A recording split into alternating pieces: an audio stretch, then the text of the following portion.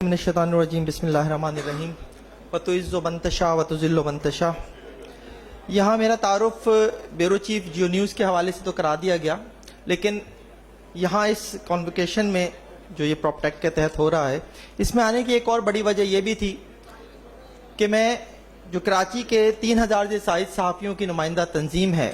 Karachi union of journalist, मैं उसका general secretary भी हूँ। तो सबसे पहले तो प्रॉपटेक का शुक्रिया और आतिफ का शुक्रिया कि उसने मुझे यहाँ फंसा दिया लाके। ये एक ऐसा सब्जेक्ट है कि जिसके ऊपर जब आज यहाँ बात हो रही थी तो मैं सोच रहा था बहुत देर बैठकर कि मैं इसके ऊपर क्या बोलूँगा। जिस तरह से यहाँ पे मुख्तलिफ किस्म की मसनूआत को पेश किया जा रहा था, मुख्तलिफ किस्म के आइडियाज़ को फ्लोट किया जा रहा था, तो मैं सोच रहा था कि इनसे मेरा लिंक कहाँ बनता है। लेकिन बैठे बैठे ये ख्याल भी आ रहा था कि ये सारी चीज़ें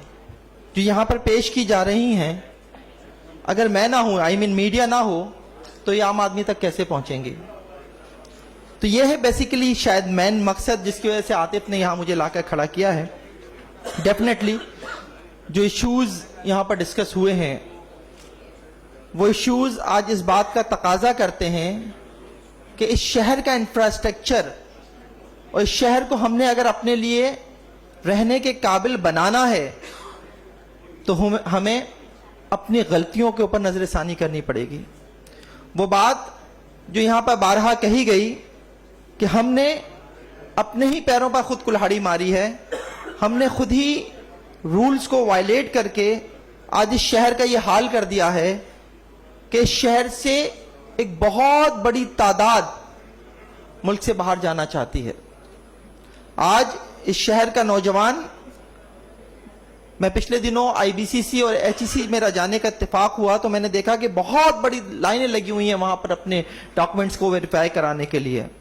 जब मैंने वहां के डायरेक्टर से पूछा कि ये क्या है, क्या ये आज कोई खास वजह है इसके यहाँ इतने रश होने की, तो उन्होंने बताया कि रोजाना की सूरत हाल है, रोजाना ही इतना रश होता है यहाँ पर। तो ये बेसिकली ब्रेन ड्रेन हो रहा है। हमें इस ब्रेन ड्रेन को रोकना है और इस ब्रेन ड्रेन को हम उसी सूरत में रोक सकते हैं कि हम यहाँ पर अच्छा इंफ्रास्ट्रक्चर दें अपनी आने वाली नस्ल को। अपनी मौजूदा नस्ल को तो जाहिर है हमें देना है, ये था जो हमारे बड़ों का काम था जो नहीं दे सके अगर किसी वजह से, तो जब आने वाली नस्ल है हमने उसे कैसे देना है। तो ये एक बहुत बड़ी जिम्मेदारी है बतौर मीडिया भी कि वो इश्यूज जो यहाँ डिस्कस किए गए उन इश्यूज के ऊपर मीडिया को वो रोल प्ले करना है और एक ऐसा आप लोगों के साथ मिलकर हाथ मिलाना है कि जिसके जरिए चीजें बेहतर होती चली जाएं।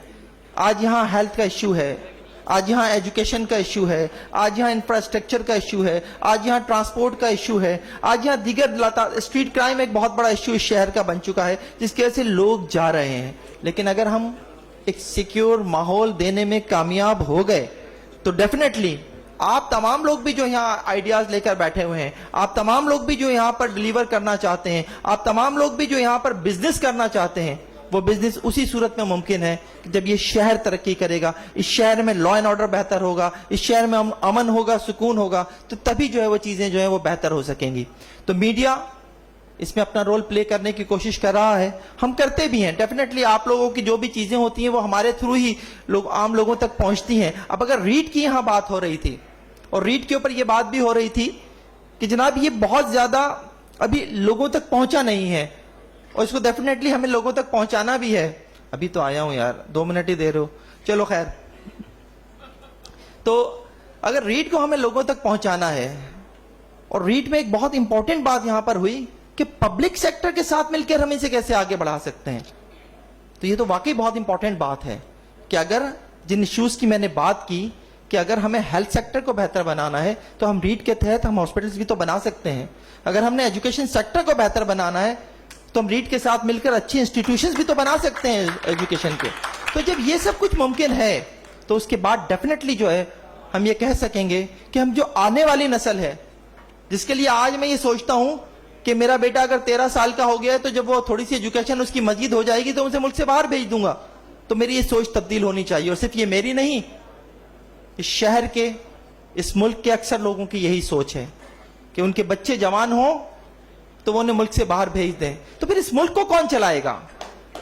अगर सभी कुछ ब्रेन ड्रेन हो जाएगा, सारा ही ब्रेन ड्रेन हो जाएगा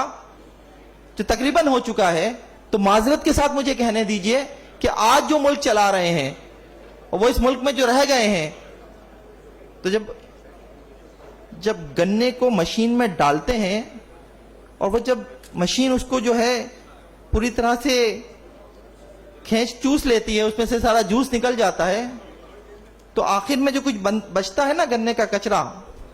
وہی کچرا آج آپ کا ملک چلا رہا ہے۔ اگر ہم نے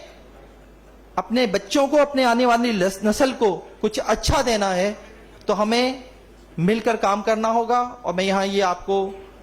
ایشورنس دیتا ہوں کہ کراچی یونین آف جرنلسٹ بطور بیورو چیف جیو نیوز کراچی، جو جیو ظاہر ہے جنگ گروپ، جیو ایک ملک کا سب سے بڑا میڈیا گروپ ہے، وہ آپ کے ساتھ چلنے کے لیے تیار ہے۔ ہم مل کر اس ملک کو، اس شہر کو بہتر بنا سکتے ہیں۔ آپ سب کا بہت بہت شکریہ۔